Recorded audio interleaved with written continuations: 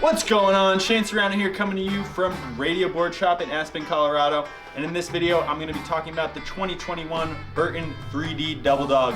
Let's see what it's all about.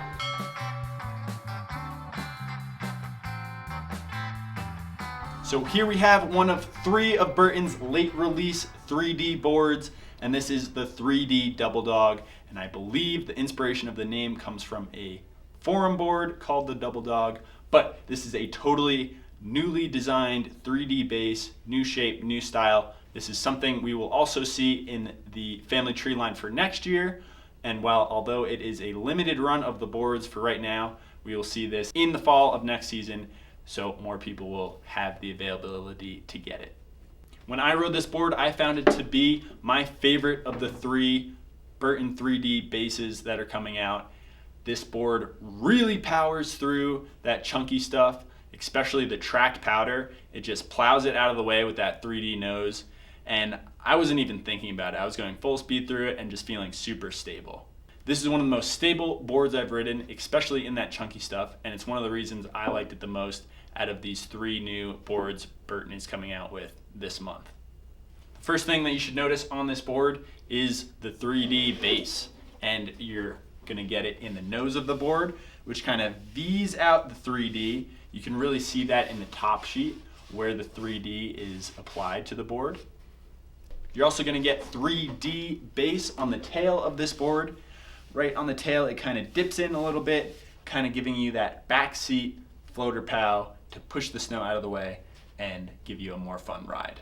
One thing that I did notice with this crazy 3D tail is that it feels like you have a little bit of a later Ollie. You kind of feel that because the tail dips away a little bit, so it feels like it snaps a little bit later. Not something that I, necessarily enjoyed or disliked, but it was something I felt. It was kind of a cool feeling when I was ollieing around and playing around with, and just something that makes this board a little bit different from everything else. For now, this board is going to come in only two sizes, a 158 and a 164. On the 158, you're going to get a 255 millimeter waist width, and on the 164, you're going to get a 260 millimeter waist width. So this board is plenty wide, you can fit some big feet on it, and you can get really high up on your edge before your boot hits the snow. We're all about the wide boards nowadays, and this is another new addition to the wider spectrum. With that wide waist width, you're also going to get 10 millimeters of taper. So you're going to have a nose that is 10 millimeters wider than the tail is. That's going to give you a little bit better flotation in the pow, and then it's also going to make for super fluid turns when you're transitioning between your toe edge and your heel edge. The profile on this board is going to be a directional camber. So from the back foot all the way up past the front foot, you're going to have regular camber, which releases in a rocker nose. So you have that strong stability of camber underneath the length of the board under your feet, and then that flotation of the rocker in the nose, kind of the best of both worlds.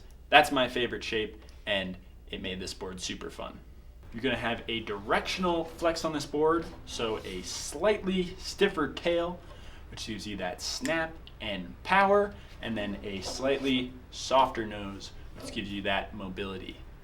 On the base of this board, you're going to get a recycled sintered WFO base, standing for wide fucking open, which means the pores on this board are wide fucking open, ready to take that wax, absorb it, and hold it. That's going to keep this board running super fast all the time. You're also going to get just a sublimated family tree graphic, so you're not messing with any die cuts that have to pop out, and that's going to keep this board running a little faster because it's all one solid base material. Getting into some of Burton's tech, you're obviously going to have the EST channel system. This just allows the board to flex more naturally under the binding. This does pair best with EST bindings, but you can throw any binding on this system.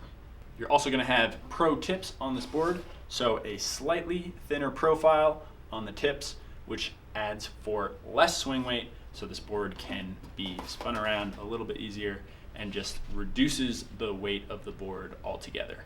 You're also going to have Burton's Superfly 2 core in the construction of this board, so very light, very snappy. It's going to last a long time because it has been run through Burton's Infinite Ride system, which kind of puts this board through rollers, it flexes it, it breaks it in, So it's gonna feel like the same flex from the first day you ride it all the way to day number 100.